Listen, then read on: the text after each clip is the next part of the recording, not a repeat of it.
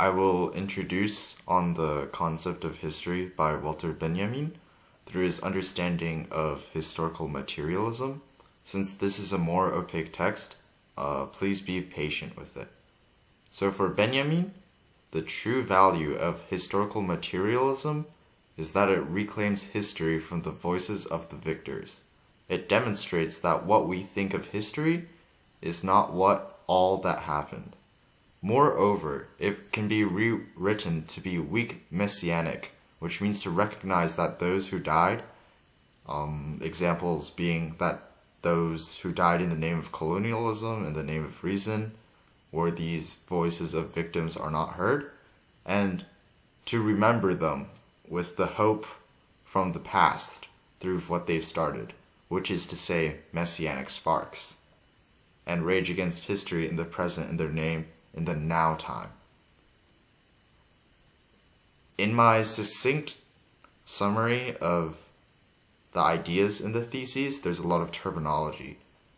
And since by nature this is a more opaque text, it would be good to go to the theses. So, to explain all of this, we first go to thesis 1. Think about the chess game and the puppet. Historical materialism seems to be in command, but is a puppet controlled by the unseen hand of theology.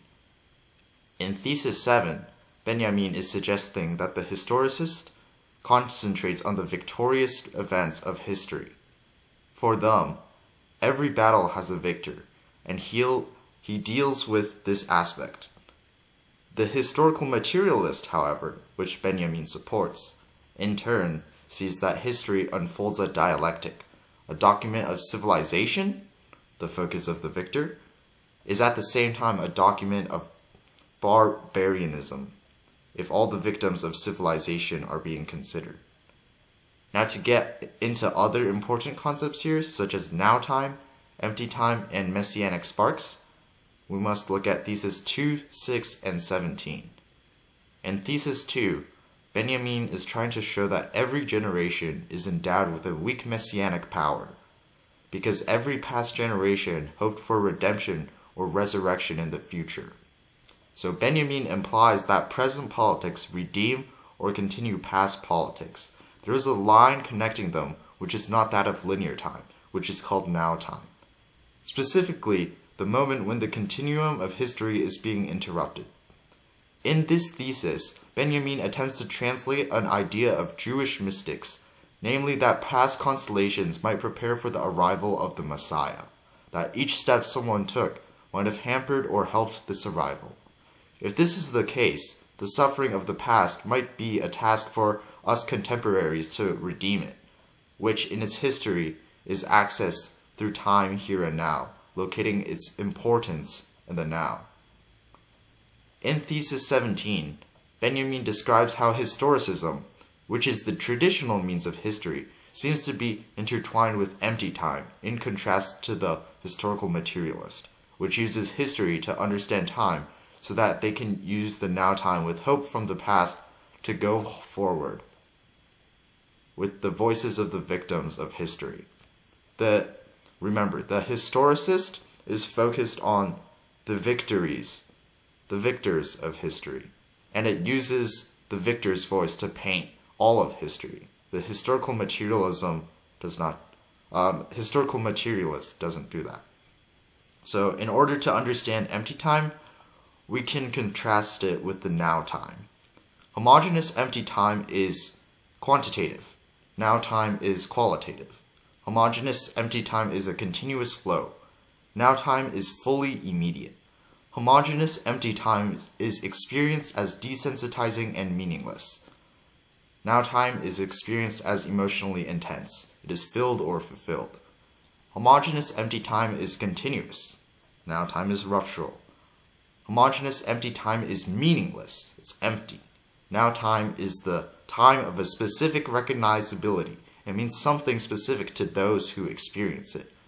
This gets into the concept of sparks, which we then can call messianic sparks, laid out formally in thesis 6, which describes the historians again.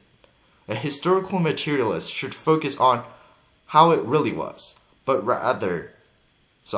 A historical materialist should not focus on how it really was, but rather on seizing the image as it flashes by. This means that one should seek to rescue tradition from a conformism which threatens to overwhelm it. The task is to set light to the sparks of hope in the past, which are the messianic sparks. On the other hand, the past is not safe from a victorious enemy. Today, images of the past threaten to disappear if the present doesn't recognize them.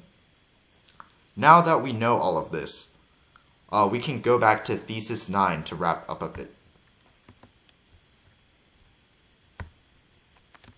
So, thesis 9 has Benjamin analyzing Paul Klee's painting, Angelus Novus. This work of art is characteristically ambiguous, allowing the viewer to construct meanings from it. Benjamin here is depicting the angel of history as an angel that's looking back to the past. The angel sees not a line of progress throughout history, but a growing pile of rubble. The angel desires to redeem and put back together what is broken, but the angel is unable to do so because of a storm blowing from paradise. This storm is what is called progress. What this means, in this analysis, Benjamin is suggesting a powerful image of history as an accumulation of ruins.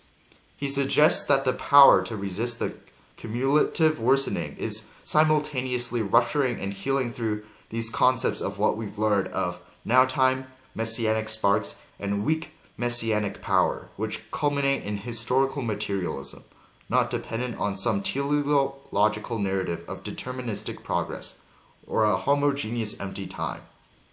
So,